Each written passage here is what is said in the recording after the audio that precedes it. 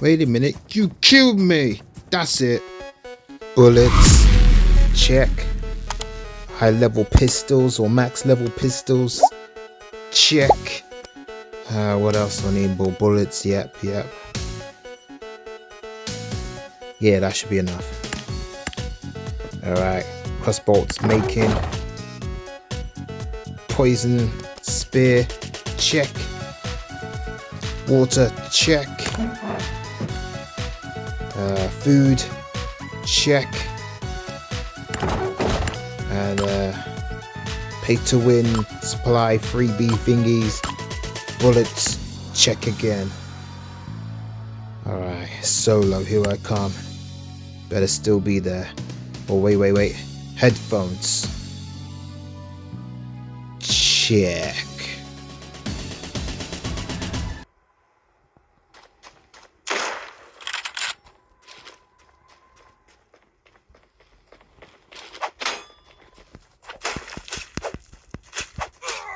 Fuck!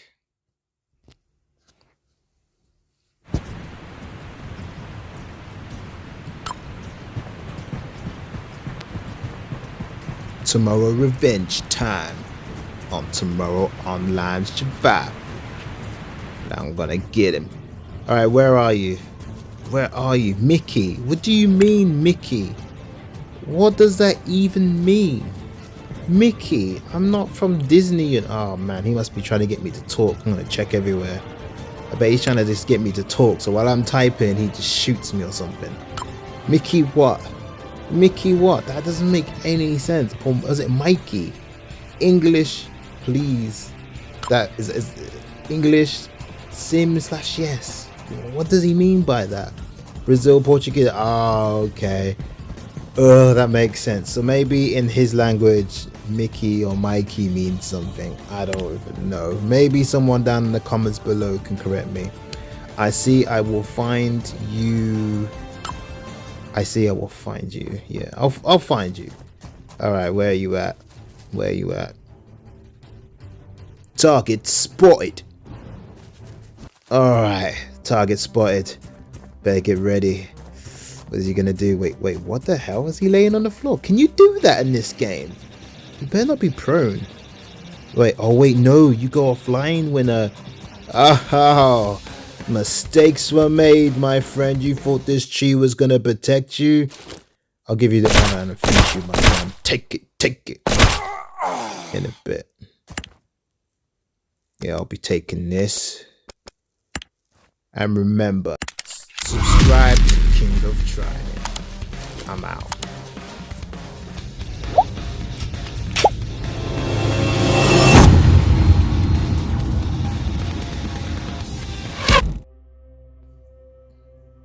Alright, so this is my review of Tomorrow Online Survival RPG so far.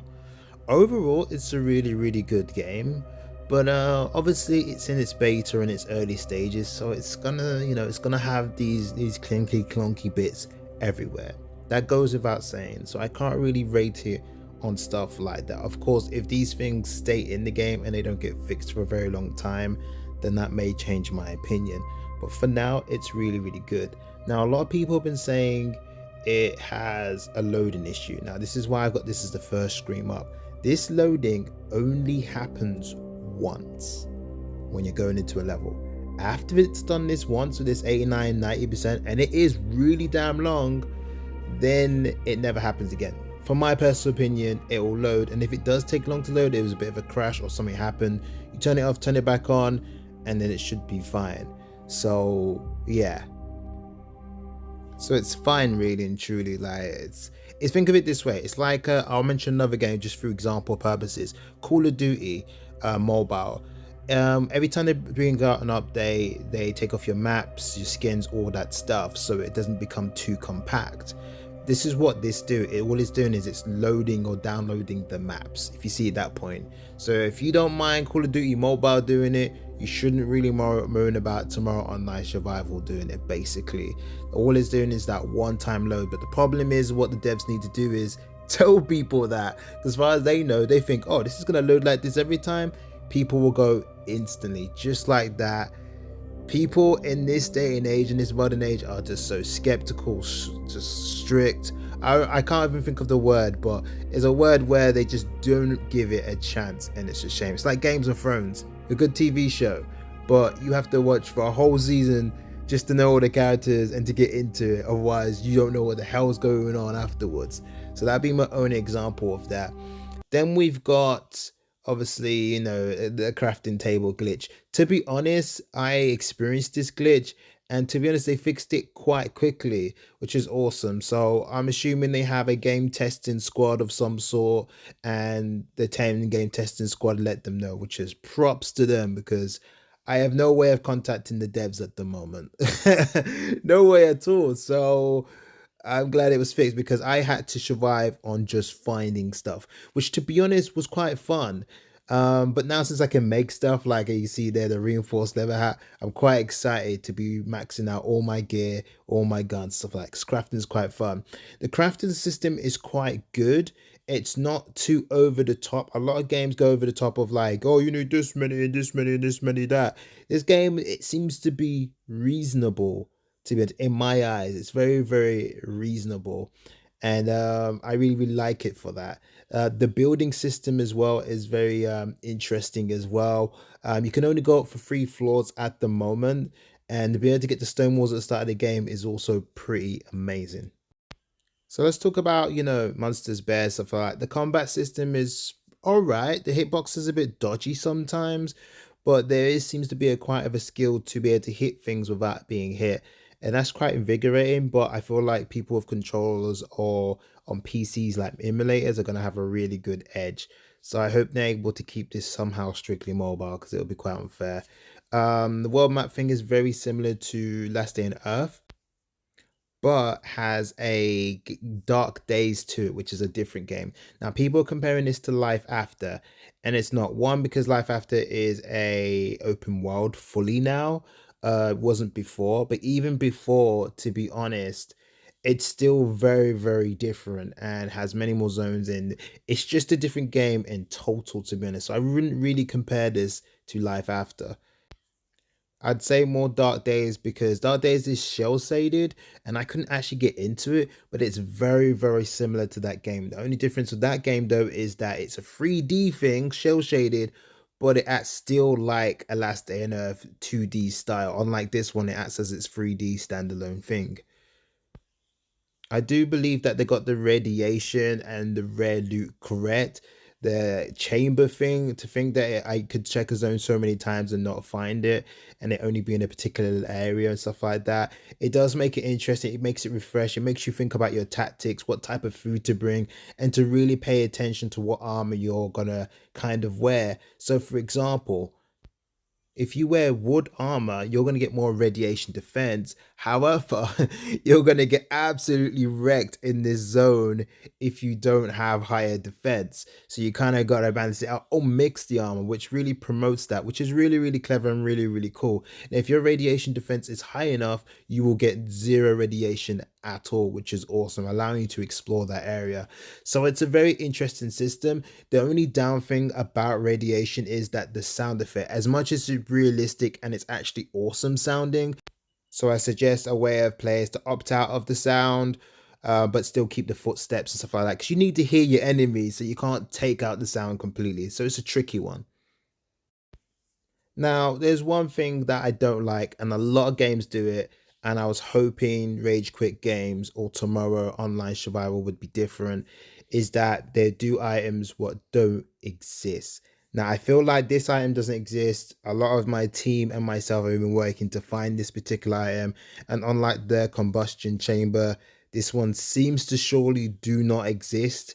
Of course, comment below if you have found it or it does, let me know.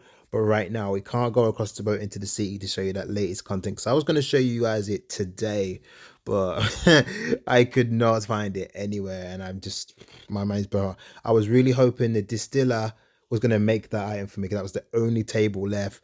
But sadly, it doesn't. So I wish, or I would like them to basically let us know cleanly that if it doesn't exist, that's fine. As long as we're not wasting our time looking for it, we can go off doing something else, building a house, having fun. It's not fun looking for an item that doesn't exist. So they need to make it very apparent, or have the boat be there, but let no one put items in it type thing. Do you know what I mean? Don't even let us build it. Just have the boat there and then say coming soon. So we know for sure 100%, yeah, all right, that's no problem. We know it's a beta. We know you guys are working hard. All cool, legit. So there is one thing that we need to talk about, and obviously it's the negative points of the game. But I will say one more big positive. The game does look visually nice for the starting. I'm sure they're going to keep going more and more with it. And the stages, even though we've just got the Green Forest and the Quarry, I don't know if I'm saying it wrong. Those two locations are humongous, and there's loads to do, and obviously bosses to fight. So it is great. Now the bad points is that if you're running from a monster and there's a rock on the ground and your finger happens to be looking around, because you got the right hand where you look around with your aim and stuff like that. If that touches whilst you're running, your character will try to pick up a stone like you've tripped, and it will just stand still. If you're getting chased by a toxic lizard, that means game over. It's probably happened to you already. So they need to change that and maybe put that on the top right of the screen under the friend list thing, or something this far away so you just can't touch it. Lag, that's going to be in a lot of games, to be honest. But I'm hoping, they can optimize that.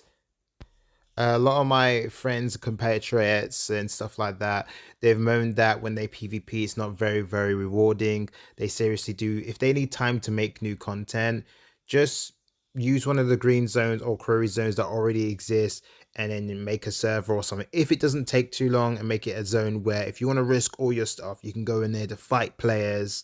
Obviously, there's an airdrop in there if they can, if it's not too long to code that in, and just make it really interesting. And if you die in that zone, you lose everything. And it's a place for people or pay to win, and it's going to help with monetization as well, because people that just want to spend their money, lose, and then go back again, and then buy their gear back, and then go in again. That's going to help rage quit games, but it's also, going to help enjoyability of the players of the game. The one thing I want them to definitely do not do and fall into the trap of some other games, NetEase is very renowned and bad for it, is don't make it a game where it's pay to win strict, via power. What I mean by that is you can basically get a gun, you get attachments, but to power up your attachments to level 10, you have to spend a stupid amount of money, because then that means only the rich and the powerful will always be powerful and the free to plays will be left behind. How the game is at the moment is absolutely perfect for the balance system between free to plays and pay to wins. Yes, pay to wins can just buy lots of guns and bullets and stuff like that. But if you're skilled enough and you've gotten lucky just once in a zone to get a decent weapon and you kill that pay to win player, you get his stuff. That's extremely balanced. Obviously the drop system needs to be changed so you get more often, but I also don't suggest changing it like another game. I'm making lots of examples because I've played so many games, and my experience should really show as in terms of the audience is you can't make it like a game that known similar for it for Frostborn, because if you keep losing everything you play, there's some people that can't handle loss, and if they leave the game forever because they lost something, they're not coming back. They're just never coming back. And some people are thinking, oh, they're not true gamers, they can't handle it, oh, get good.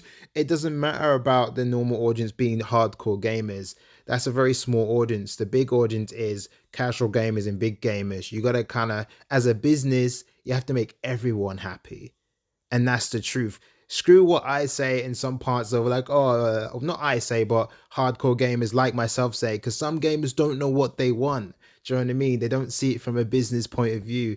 I see it from a different point of view because I own my own business as well, and health and wellness and stuff like that. I also run a YouTube channel and all these other things. So I see both sides of the story. I don't just see it as a gamer. So this is very, very important. So the way the game is now, it kind of needs to stay like that. The monetization in the game at the moment is great, but it can definitely be better. For example, if there's a rabbit on the field, in Green Forest, there is a rabbit you can kill.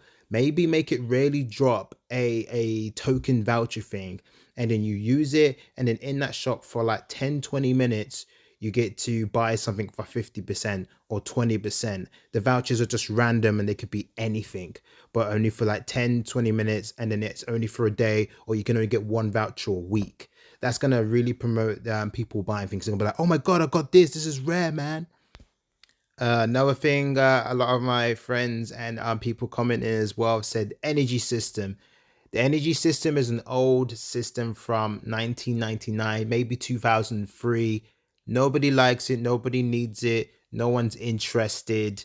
And sometimes it'll just make people leave the game, because a lot of games now are just becoming energy free. They're just not bothering it anymore.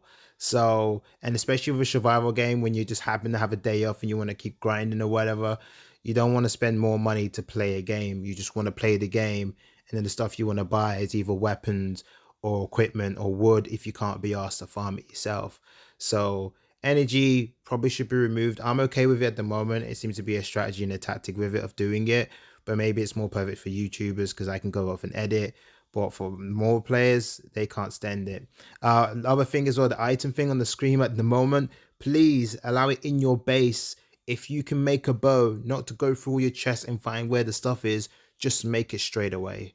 None of this nonsense of, I got to pick up this wood, I got to pick up this cloth, and then I did go to crafting. How about I just go to crafting? It's all in my base anyways, and I can craft it. Fair enough if I'm out on the field, that's fine. But when it comes to, crafting, that's it really. You don't want to do that. Okay, I've got loads more, but that's it for now.